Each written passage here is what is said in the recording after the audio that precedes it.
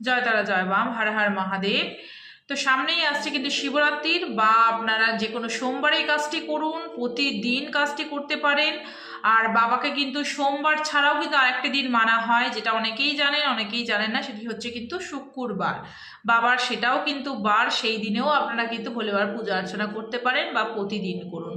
কিন্তু একটি পঞ্চামৃত আপনারা বানিয়ে নিতে পারেন, যেটিতে আরও আপনাদের মনস্কামনা পূরণ হবে। কি পঞ্চামৃত? একটি বাটির মধ্যে, তামার বাটি নেবেন, বাটির মধ্যে তামা হোক বা মাটির সরা, এই দুটো ছাড়া অন্য কিছুর মধ্যে কিন্তু এই জিনিসটি বানাবেন না।